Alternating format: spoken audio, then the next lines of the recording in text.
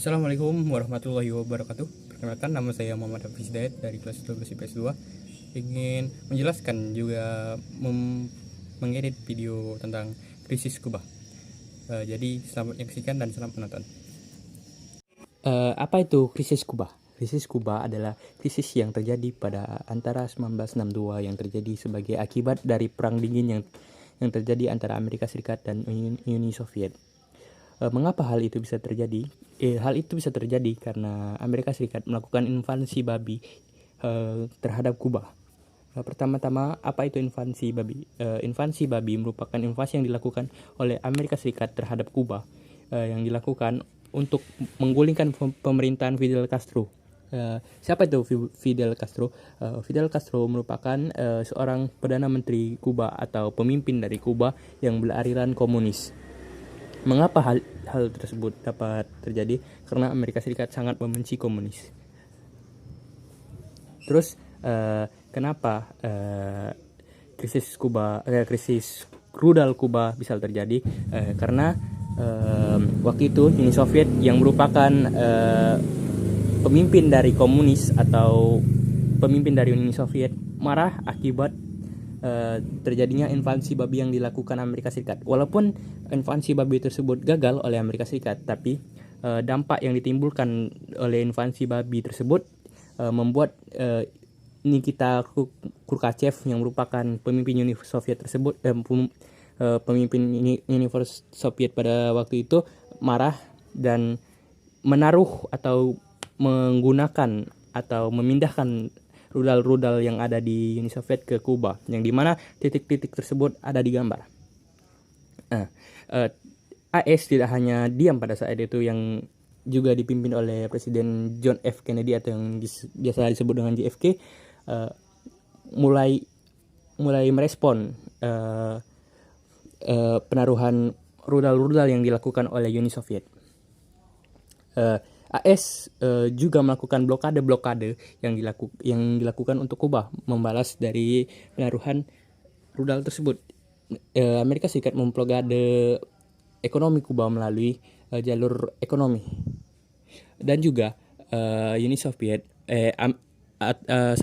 Amerika Serikat juga menaruh kapal-kapal yang berada di Florida dan menaruh rudal-rudal balistik yang ada di Florida untuk siap sedia menembak Kuba. Pada akhirnya krisis Kuba berakhir dengan penyetujuan tawaran pemimpin Soviet, yaitu Nikita Khrushchev pada 26 Oktober. Khrushchev mengirimkan pesan kepada John F. Kennedy di mana ia berjanji akan menyingkirkan rudal-rudalnya dari Kuba asalkan AS setuju untuk tidak menyerang Kuba dan mengambil instalasi misil mereka di Turki. Pemerintahan Kennedy juga memutuskan untuk menerima persyaratan pertama dan mengabaikan persyaratan kedua. Namun secara pribadi, para pejabat Amerika Serikat juga setuju dengan menarik rudal negara mereka dari Turki. Jadi, apa dampak yang ditimbulkan dari krisis Kuba? Banyak sekali.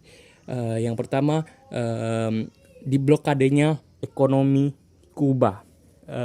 Hal ini membuat pemblokadaan Kuba yang dilakukan Amerika Serikat atau pemblokan embargo ekonomi terjadi di Kuba, yang membuat Kuba mengalami krisis ekonomi, informasi, dan juga krisis pemerintahan, yang dimana pada saat itu Kuba sangat krisis makanan, yang membuat hampir seluruh warga di sana mengalami kelaparan, dan juga tidak hanya krisis makanan, juga minim sekali informasi atau krisis informasi yang juga dibatasi oleh Amerika Serikat.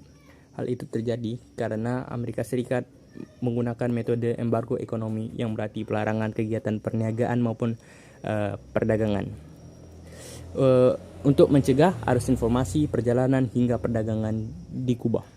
Tak hanya ekonomi dan juga informasi, Amerika Serikat juga melakukan pencegahan melalui perjalanan, yaitu mana warga Amerika Serikat maupun warga Kuba tidak bisa pulang pergi, ataupun warga Amerika Serikat tidak bisa ke Kuba maupun warga Kuba juga tidak akan bisa ke Amerika Serikat.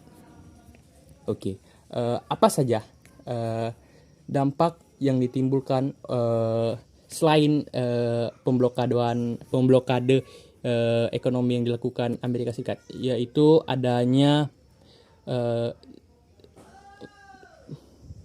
rezim Fidel Castro yang membuat Kuba semakin parah.